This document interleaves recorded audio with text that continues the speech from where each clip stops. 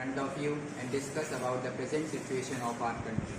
मैं आज आप सभी के समक्ष हूँ और देश की वर्तमान परिस्थिति आपके सामने रखूँ। आज हमारे देश की वर्तमान परिस्थिति यह है कि सरकार द्वारा युवा और हमारे आने वाले भविष्य के नौजवानों को अंधकार में धकेला जा रहा है।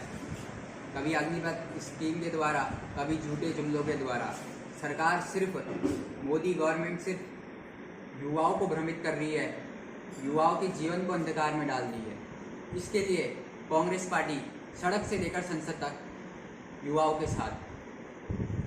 आज का मुद्दा सिर्फ युवाओं के लिए नहीं, उन किसान भाई बहनों के लिए है, देश की उन महिलाओं के लिए है जो सरकार की गलत नीतियों से परेशान आ चुकी है। ये सरकार चाहती है कि देश इनके हिसाब से चले। इन्होंने संविधान की धज्जियां उड़ा रखी है। जो संविधान डॉक्टर भीमराव अंबेडकर जी ने हमें दिया था, आज वो इस संविधान के विपरीत सरकार अपना संविधान इस देश में लागू करे। उनके संविधान में यह है कि हम 750 किसानों की मृत्यु कराएंगे, उनको मौत के घाट उतारेंगे किसान आंदोलन में। और जब आंकड़े पूछो तो सरकार कहती है हमारे पास डाटा नहीं है। बैंक डिफॉल्टर्स के बारे में हम पूछते हैं लोकसभा में तो सरकार कहती है हमारे पास डाटा नहीं है। सरकार के विपक्ष अगर कुछ भी सवाल अगर सरकार से पूछता है तो लोकतंत्र के मंदिर में सरकार सिर्फ झूठ बोलती है। सरकार का बोलने वाला हर मंत्री विपक्ष के नेताओं को ये जवाब देता है कि वो देश को गलत हाथों में दे रहे हैं। देश को कौन गलत हाथों में दे रहा है 2014 से अब तक वो देश की जनता जानती है। लोग सोचते हैं कि नरेंद्र मोदी जी बहुत अच्छा दिखते हैं, बहुत अच्छे वक्ता हैं, लेकिन असल में ये है कि वो मंच पर आते हैं, अब अच्छे अच्छे भाषण बोल देते हैं। कभी उत्तराखंड चले गए तो पहाड़ी में 4 शब्द बोल गए। हमारी वहाँ की जनता बहुत भोली भाली है, पहाड़ी में 4 शब्द बोल गया और जनता झूम गई और सत्ता उनके हाथ में दे दी। आज उत्तराखंड का हाल बेहाल कर रखा है। उसी प्रकार इनकी जहाँ सरकार नहीं बनती वहाँ ये पैसों में धन बल के बल पर सरकार गिराते हैं। हमने मध्य प्रदेश में देखा, हम महाराष्ट्र में देख रहे हैं और हमें पूरा विश्वास है धन बल के बल पर आगे भी ऐसी लोकतंत्र की खुलेआम हत्या करेंगे, बल्कि ये जनता को कठपुतलियों की तरह नचाएंगे। आज इन्होंने इनके योजनाओं के बारे में, इनकी नीतियों के बारे में कोई बोले ना, इसलिए इन्होंने सीबीआई को खरीद लिया। इन्होंने इनकम टैक्स के ऑफिसर्स को खरीद लिया कि अगर विपक्ष का कोई नेता इनके खिलाफ बोलता है तो हम उनके घर में सीबीआई के ऑफिसर्स पहुंचा देंगे, इनकम टैक्स के ऑफिसर्स पहुंचा देंगे। इलेक्शन कमीशन ऑफ इंडिया को इन्होंने खरीद रखा है। सरकारी संपत्तियां बेचेंगे, सरकारी अफसरों को खरीदेंगे। जीएसटी में 5% जीएसटी इन्होंने बढ़ा दी, खाने की वस्तु में, पनीर, घरेलू सामानों में।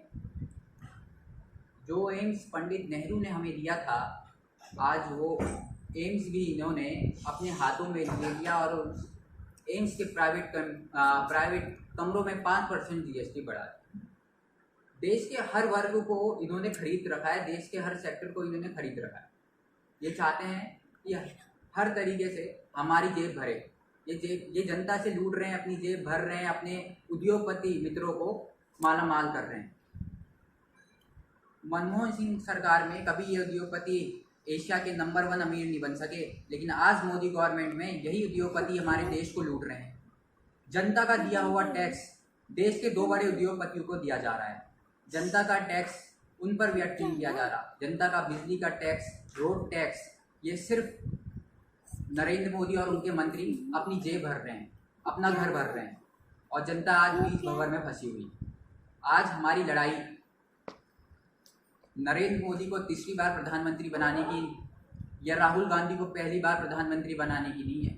हमारी लड़ाई है कि हम अपने मत का किस तरीके से इस्तेमाल करते हैं और हम आने वाले समय में कैसा रिजल्ट देते हैं इस भारत को और कैसी सरकार हम चुनते हैं।